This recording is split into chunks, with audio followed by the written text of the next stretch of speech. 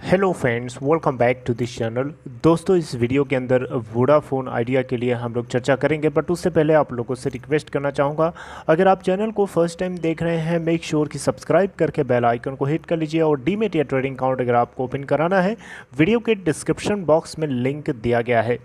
देखिए, कभी भी कोई बुरा वक्त आता है, बुरी सिचुएशन आती है, डिफ़िकल्ट टाइम आता है, उस समय अपने आप को संभाल पाना, उस समय अपने आप को सही डायरेक्शन में दिखा पाना, सही डायरेक्शन में मेंटेन कर पाना बड़ा ही मुश्किल होता है, बहुत मुश्किल होता है।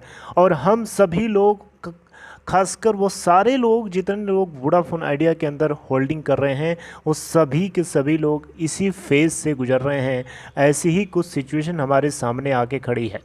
वोडाफोन आइडिया के अंदर जो अप्स एंड डाउन्स हमें देखने को मिल रहे हैं, ये वाकई में बहुत तकलीफ़ देने लायक है, बहुत तकलीफ़ देने वाला है। और इन सारी चीज़ों के बीच में अपने आप को सही तरीके से संभाल कर रखना, सही तरीके से मेरा मतलब है कि अपने आप को इन लॉसेस के होने से बचा के रखना एक बहुत ज़रूरी होता है, बहुत ज़रूरी है, बहुत ही मुश्किल भी है।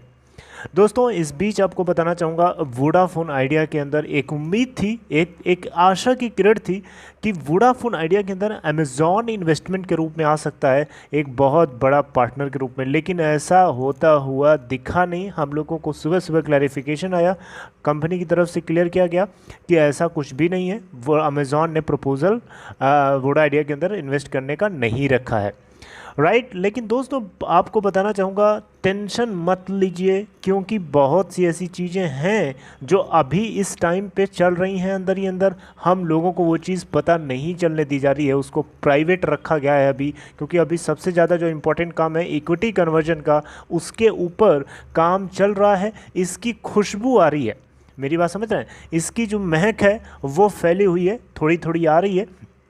जो अंदर के लोग हैं, कुछ तो वो लोग जो है आकर के बाहर थोड़ी बहुत चीज़ें बता दे रहे हैं, जैसे कि रविंद्र टक्कर एमडी एंड सीईओ की तरफ से जो बातें कही गई, उन बातों को सूंघो, उन बातों को एक तरीके से उनका एसेंस को पकड़ो। उससे आपको एक ही चीज़ पता चलेगी कि something is happening inside but which is not being let outside to all of us, right. तो दोस्तों, अगर आप देखें तो आज के ट्रेडिंग सेशन में डिलीवरी परसेंटेज, आप देखिए, अगर आप इस तरीके की, खासकर जब खबर आती है जो नेगेटिव होती है, उस दिन डिलीवरी परसेंटेज काफ़ी गिरा होता है। लेकिन आप देख सकते हैं पिछले कुछ ट्रेडिंग सेशन से डिलीवरीज इसका अच्छा दिखाई दे रहा है। आज के ट्रेडिंग सेशन में 26% की डिलीवरी, क्वांटिटीज़ वाइज देखिएगा तो 16,68,550 क्वांटिटीज़ की ट्रेडिंग करेंगे, जिसमें से 4,19,81,930 क्वांटिटीज़ की डिलीवरी उठाई गई।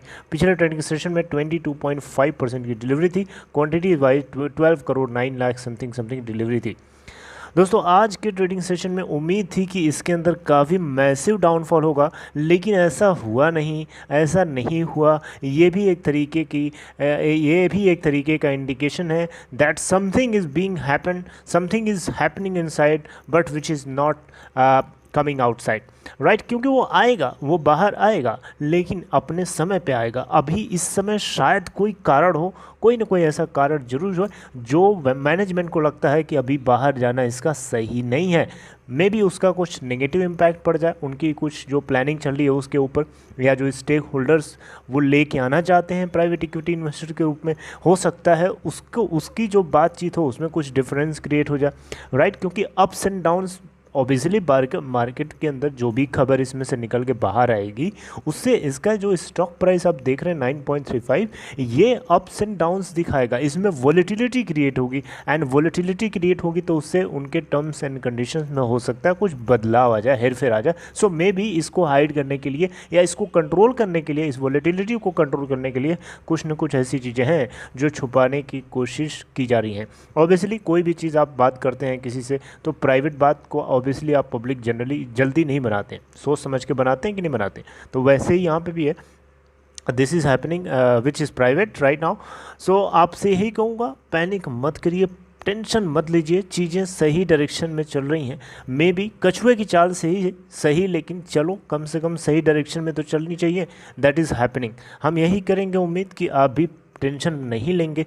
जो भी सुबह की खबर थी उससे मुझे तो लगा था कि बहुत ज़्यादा गिरेगा, बहुत तेज़ी से धड़ाम से गिरेगा, लेकिन ऐसा कुछ हुआ नहीं। इट मीन्स दैट कि कुछ न कुछ ऐसी चीज़ है जो लोगों को इसके अंदर रुकने के लिए मजबूर कर रही हैं। खासकर वो नए लोग जिन लोगों ने अभी एंट्री करी है या हाल फिलहाल में एंट्री करी हो। पुराने लोगों की तो मैं बात समझ सकता हूँ, उनको तो मैं अच्छे से फील कर पाता हूँ।